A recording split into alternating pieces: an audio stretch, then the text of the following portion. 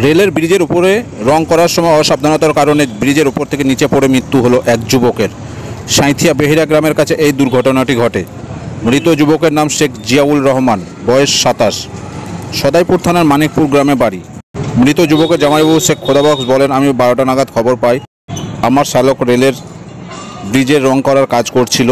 আজই তার সেখানে কাজ করার শেষ দিন ছিল বলে আমি জানি। এই রঙের কাজ করতে করতে কোনোভাবে সে ওপর থেকে নিচে পড়ে যায়। এরপর প্রশাসন ও স্থানীয় মানুষজন আমার শ্যালককে উদ্ধার করে সাঁইথিয়া স্টেট জেনারেল হাসপাতালে নিয়ে আসে। সেখানে কর্তব্যরত চিকিৎসকরা আমার শ্যালককে মৃত বলে ঘোষণা করে।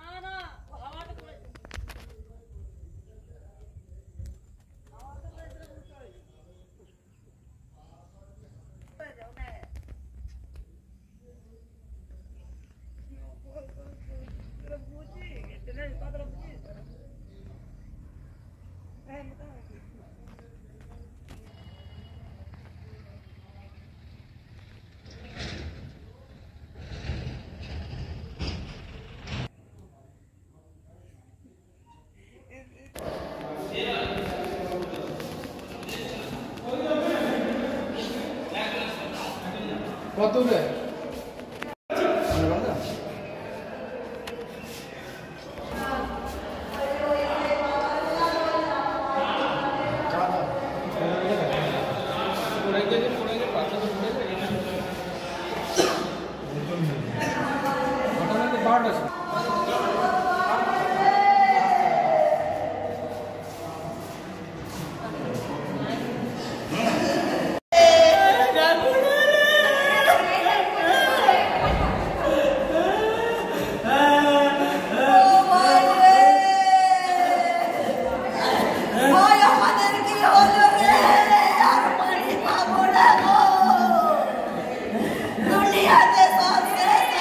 হয়েছিল ঘটনাটা ছিল সাঁইথিয়া গরুর হাটে, যে এখানে নাম ব্রিজ আছে রেলের, ওখানে আপনার কাজ করছিল।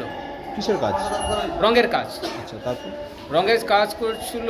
আমাকে খবর দিলে 1টার সময়, আমাকে ফোন করে আমার ওয়াইফ, তুমি খকনকে ফোন করো। আর নাম হচ্ছে ডাকনাম খকন, ভালো নাম শেখ জিয়াউর রহমান। আমি ফোন করলে তুমি খকনকে ফোন করো। ফোন করার পর তারপরে যে ছিল ওর কাছে 2জন ছিল, বলছে তাড়াতাড়ি এসো, ও মারা গেছে। আমি ছিলাম পাশে, আমি চাঁদামোড়, ওখান থেকে আমি এসি, আসার পর দেখছি মৃত্যু। কীভাবে মারা গেল মনে হচ্ছে? মারা গেল বলতে আপনার ওই রেল ব্রিজের ওপরে কাজ করছিল, করতে করতে কোনো কিছু একটা ভুল হয়েছে যে নিচে পড়ে যায়। পড়ে যাওয়ার পর দেখি এখানে ওর কিছু অংশ নাই, মাংস নাই, পড়েছে পাথরের ওপর।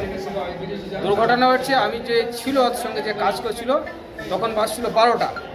আমি যখন ছিলাম তখন ওরা অলরেডি যারা ছিল ওখানে অনেক লোক ছিল, ওরা বলেছে পুলিশকে ফোন করেছি, আর থানা থেকে এসছে লোক, আসছে, আর রেল কর্মী থেকে লোক আসছে, এইটুকু আমি শুনেছি। তার কিছুক্ষণ পর রেল কর্মী লোক এসছে, আমাদের সাঁইথিয়া থানার লোক এসছে। না, যেভাবে কাজ করছিল ওপর থেকে যেভাবে নিচে পড়ে গেল, কোনো রকমের কোনো বেল্ট বা কোনো কিছু? বেল্ট আমি দেখতে পাইনি, যেটা সেফটি বেল্ট যেটা থাকে সেটা কিন্তু ছিল না। তাহলে এখানে গাফুলিতিটা কার বলে মনে হচ্ছে? গাফুলিতে প্রশাসন, যে কাজ করেছে তার গাফুলিতে। রেলের।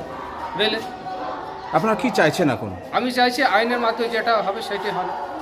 আইন সবার জন্য সমান, এটারও যেন সমান হয়।